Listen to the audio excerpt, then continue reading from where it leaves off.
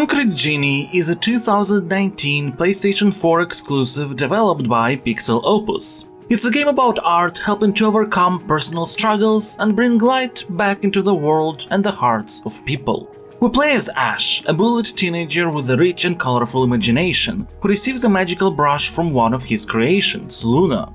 Using this brush, Ash can create magical moving landscapes as well as genies, friendly creatures living within walls and helping you out on your journey to clear the darkness from the hometown of Denska. I gotta say that it's a real shame the game isn't discussed as much as some of the bigger Sony exclusive releases. I can't talk about the exact reasons without spoilers though, so this critique is going to be spoiler-free only until a certain point, which will be marked in the chapter names in the video itself. And as always, we'll dissect the game with the help of my Stasocritic system. My name is Stanislav Kostyuk, I am a game designer, and this is my review of Concrete Genie. We start with the first category, Design.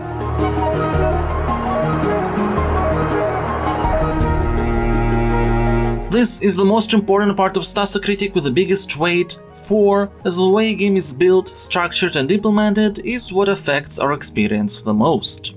Concrete Genie is a great example of a game the core pillars of which are not gameplay focused. It has platforming similar to what one would find in another Sony exclusive like Uncharted, but the game is not about that. There is a basic but working stealth system where you need to avoid bullies and use distraction to get to your goal, but again, Concrete Genie is not about that. There is even little puzzles where you have to figure out what you need to do to proceed to the next area. Like with all other traditional gameplay elements, yes, Concrete Genie utilizes that to add variety and switch up the pacing, but it's not what the game is about. Concrete Genie is about two things: creativity and healing. Everything in terms of gameplay and narrative is built to support these pillars.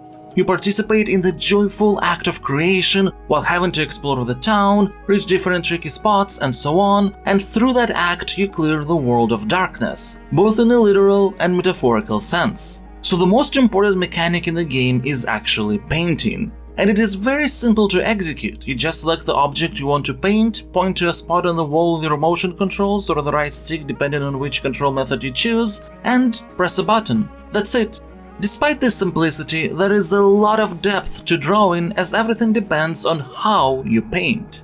If you select a tree, for example, you can draw a tall one or a short one, a straight tree or bent in different formations. Everything is up to you and your creative mindset. After you finish putting the image on the wall, it comes to life. Branches and leaves will start growing on that tree depending on how you drew it. So even though you can draw only objects predefined by the game, all the results are going to be unique to each individual player because everybody is going to paint in a different way. So while there is no free paint option for skilled artists, and that's a pity, there are big advantages to how Concrete Genie implements its limits. First, of course, is the accessibility factor. It is easy to create art, so most players are going to do that, but also is the interaction factor. The developers can add a lot of beautiful animation specific to the object you drew, alongside a lot of interaction possibilities. Introducing Genies. You draw them the same way, only out of different templates. Then they come to life and become really fascinating creatures that interact with the things you draw on the wall. If there's rain, the genies will use the big leaves you drew as umbrellas. They can eat apples, play with each other, find balloons, sniff flowers. There is just so many existing interactions between genies and the painted objects that it's just a joy to watch them. The game also tries to include additional options to interact with your genies, like maybe you can watch TV with them, play ball, tickle, or participate in getting rid of a progression blocker for you. Each genie color has a specific purpose. Red ones can burn certain cloth, yellow genies charge things up with electricity, and the blue ones can blow objects away. And this is where we get to the game's struggles in connecting its unbound creativity with a specific progression. For example, even though you can draw on literally any wall, to proceed through the game and get rid of progression block and darkness vines, you need to paint only on specific surfaces designated by light bulbs. And once all lights are on, then you're good to go. This leads to a situation where despite the whole town being available as your painting playground, you eventually stop caring about any surface that doesn't have light bulbs. To the game's credit, it does tend to put light bulbs on the biggest and most interesting walls visually, but the solution feels pretty brute forced, especially considering that there is a much more elegant alternative already present in the game. The genies give you requests that make them happy. There is a direct gameplay purpose element to it. When they're happy, they can charge your super paint meter, which when activated, provides the ability to clean up walls covered in darkness. But also when they're happy, they can perform their special abilities needed for progression. Plus, these requests nudge you to paint things you might not have considered painting before, which is a nice way to promote creativity. With such a tool already present in the game, lighting up specific lamps feels out of place. Of course, there is an advantage. It is a very clear goal. Light up for light bulb strands and you can progress is a very clean gameplay language, it just goes against the creativity pillar of Concrete Genie. Other traditional gameplay elements don't, however. Running after and collecting pages to be able to draw more landscapes or genie features is a type of gameplay that you would see in many games, but here it fits and it's an enjoyable activity. It is also a collectible that doesn't feel useless because it directly plays into the creativity aspect by broadening your choices and expanding your horizons. There is also a type of collectibles that I'm not going to spoil, let us just say that it's focused on exploration and it feels very good to figure out what you have to do. When it comes to the rest of the gameplay mechanics, there is not much I can say. Platforming is fine, it works, there are some nice moments related to it. The same can be said about stealth and puzzles. And they don't have to be anything more than that, really, as they're just means to an end, which is bringing light back into the world through your creative endeavors. Now, I did say at the beginning that this video is going to be spoiler-free only up until a certain point. This is that point. If you don't want to get any spoilers, feel free to skip to the final chapter of the video for the verdict. If you have already played the game or are fine with spoiling some twists and surprises, keep watching.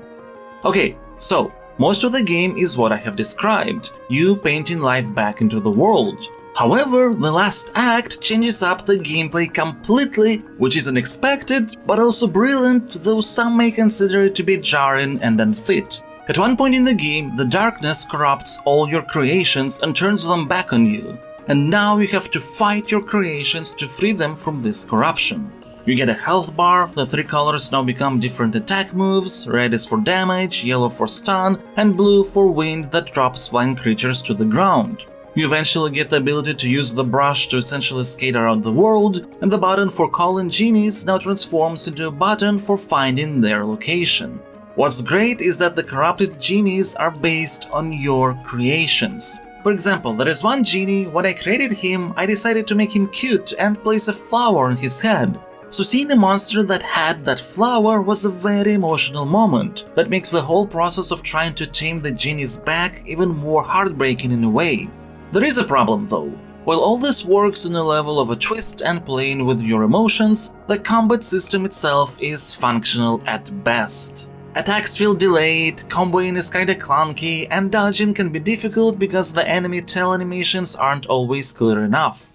Then, Concrete Genie can be afraid to let players figure things out on their own.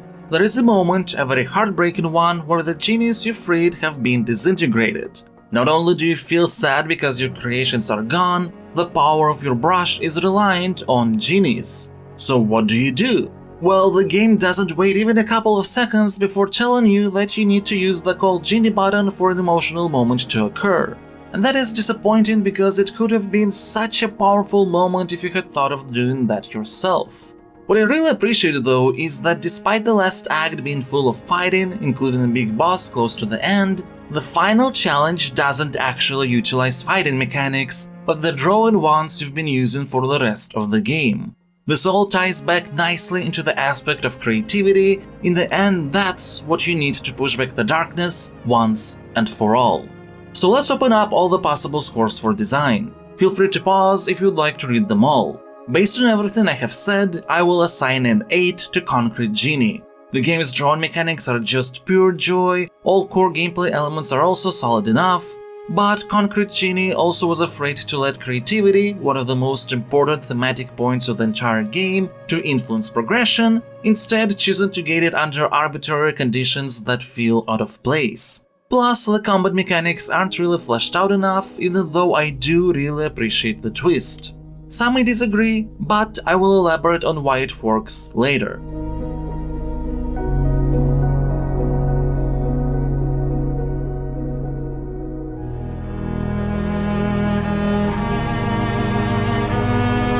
Now, let's talk about context.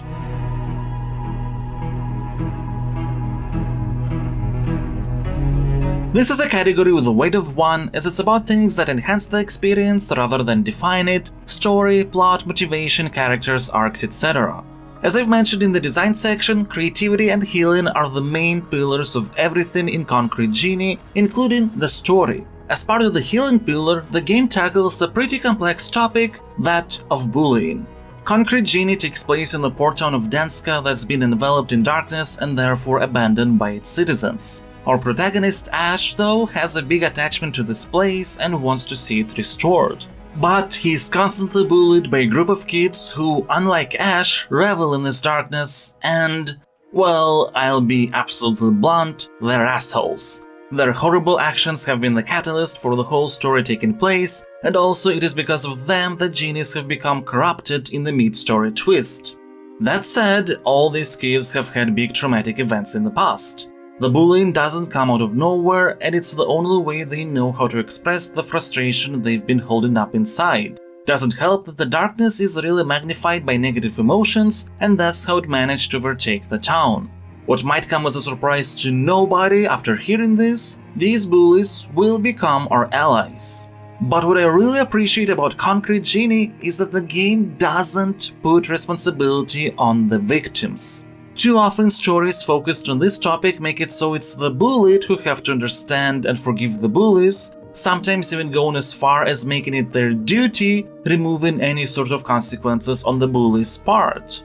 And while Concrete Genie resolves everything in a way that can be called tropey, one by one you see and understand what has been the past of each bully, and one by one they join you, it never engages in the act of transferring responsibility. It is up to the bullies to understand their mistakes and not just repent, but make amends. Just as it's up to their victims to decide if they forgive them or not. Oh man, I just realized there's 6 of us now. So, we can finally have an even game of basketball. Oh yeah. I mean, I wouldn't blame you if you never wanted to see us again. But after all we just been through, I don't know, what do you say, Ash? You may be up for a little 3-on-3? I think he'd rather paint, Chuck.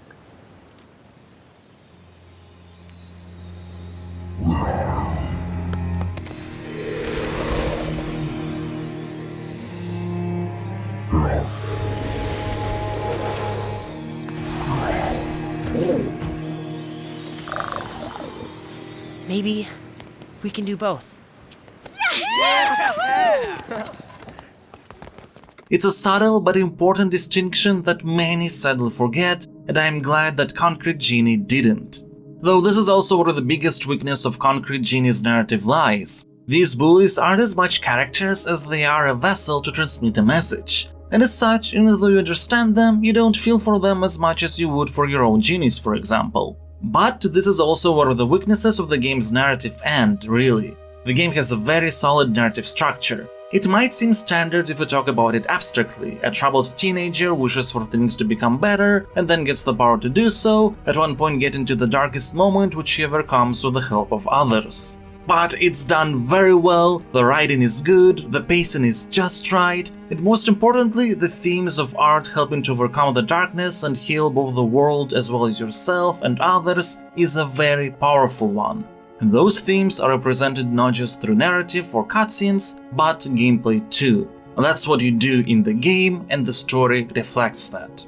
This is why, if we open up all the scores for context, I will assign a 9 to Concrete Genie. The game has powerful themes which it conveys very effectively in a well-built, well-written and well-structured narrative, with the one considerable weakness being that some of the prominent characters do lack depth, and that's an aspect which is difficult to ignore.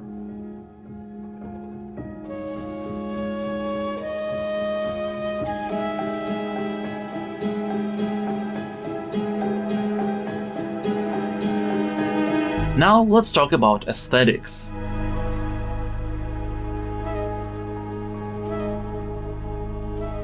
This category also has a weight of 1, as it's again about something that enhances the experience but doesn't necessarily define it, this time through visual style, music, sounds, etc. And oh my god, playing Concrete Genie feels like you're controlling an animated movie. The character models, the movement, the animations, the way eyes blink and mouths move. I'm sure you have already seen enough of the footage to understand what I'm talking about. And the general style of the locations. When you think about it, there is really no narrative need for the settlement we're in to be a port town. It could be anything, really. But there is an aesthetic reason to that. Having a port town means there is a lot of buildings made out of solid bricks, a bunch of wood, and also quite a bit of metal machinery. And our neon-lighted art that we paint all over the town creates a huge visual contrast with all that. This type of imagery just wouldn't have been as striking or memorable if the game took place in a more sleek or modern type of city, as all these things would fit in rather than stand out. As a result, it is just a joy to see how the environments around you literally light up with all your drawings, all of which are alive and animated. Not to mention that it also fits into the whole theme of art healing your wounds and bringing light into your life. I also want to commend the UI specifically. A lot of modern games tend to go for a more abstract interface because it's clean and readable. And I can understand why. Many games that try to go for something fancier or thematic can be cumbersome or overcomplicated. But Concrete Genie has a thematically appropriate UI that manages to utilize the modern interface design sensibilities. It's great. And then there's the music. Now, I will be honest, none of Concrete Genie's musical tracks stand out to me on their own. If there were certain leitmotifs, I didn't hear them, though I do really appreciate an interesting mix of instruments, with the main players being a flute on one end and electronics on another, creating this really fascinating atmosphere. As such, it acts as a very nice ambient soundtrack that surrounds your actions. But more importantly, and I'm sure a lot of effort has gone into making this work, you create music with drawing. Watch a bit of this painting footage.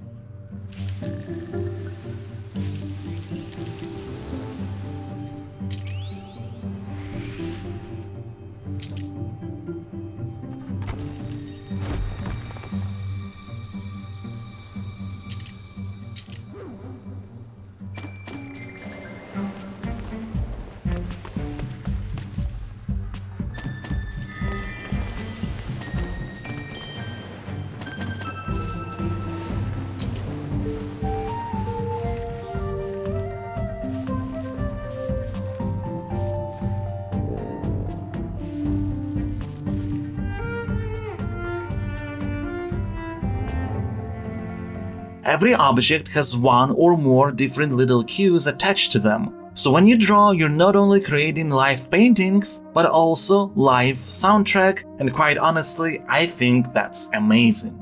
Now, there are some things that you can nitpick about if you look closely enough. For example, Ash keeps the magical brush on his backpack, but when at one point in the story he loses it, the brush just floats mid-air. Sometimes animations can look or connect weirdly, like when you're platforming. But none of these things are prominent enough for you to notice or be bothered by them. As such, if we open up all the scores for aesthetics, I will assign a 10. The visual style is fantastic, music works very well as ambient sound for your actions, the feeling of creating your own little soundtrack through drawing is amazing, and I think the fact that the game feels like you're in an interactive animated movie is the highest compliment one can give when concerning the graphical fidelity of everything. It's fantastic.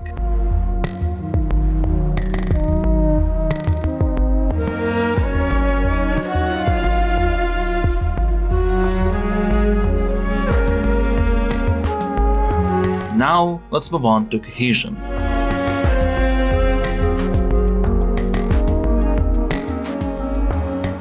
This category has a weight of 2 and it focuses on how well a game combines all its different elements together into a single cohesive whole.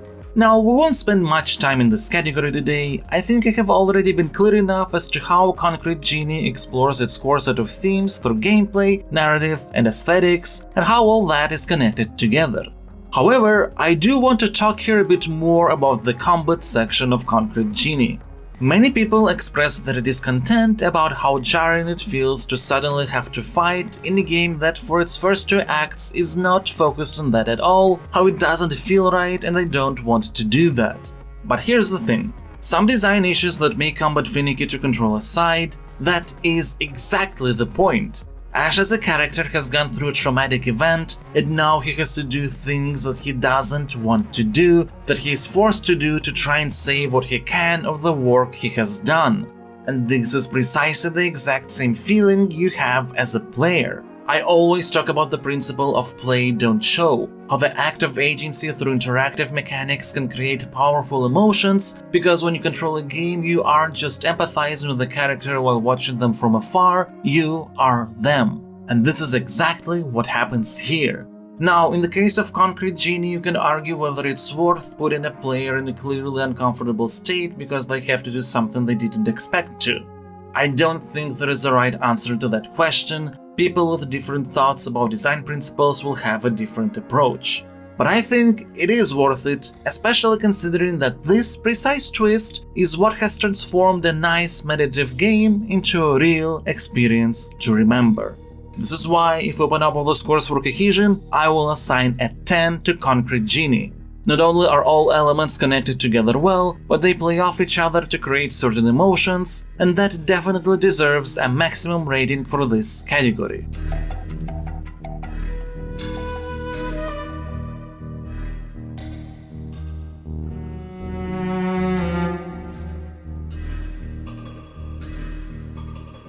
Let's talk about emotions.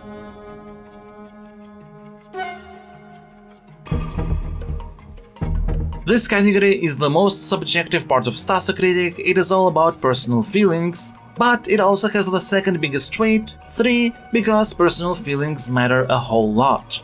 When my wife saw me playing Concrete Genie, she asked what did I think of the game, and my reply to her was that it feels just so wholesome. I do think that is probably the best word to describe the game, not just on an analytical cohesive level, but on an emotional one too.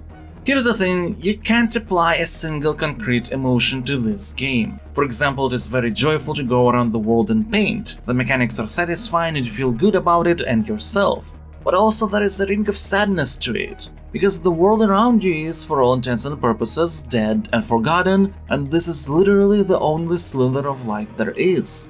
Concrete Genie is complex. It is family friendly, you can give it to any child and they will absolutely enjoy it, but it's not lacking depth, the best aspect of any family friendly work. It gives reasons for contemplation. It makes you feel good, but it also makes you think. It's honestly quite a difficult feeling to describe because there is no real logical argument to it, it is what it is. Well, maybe there are logical arguments hidden deep within my psyche, but I don't have the necessary training to properly define what that would be. What I can do though is open up the scores for the emotions category and assign a 10.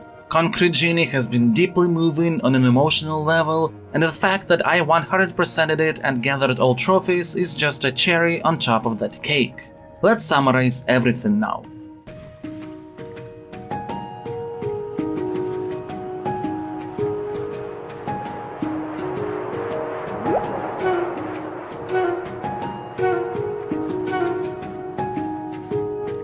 When all weights and scores are taken into account, the final Stasocritic rating that Concrete Genie gets is 91. It is an absolutely fantastic game and I would definitely recommend it to everyone. And if this is your first time watching my videos, I would like to point out that in the context of my system, it is incredibly difficult to get a 90+, as everything is balanced with the purpose of avoiding inflation of such scores. So any game that receives a 90+ rating, like Concrete Genie, is an absolute blast. And honestly, it truly saddens me that this game is sort of forgotten.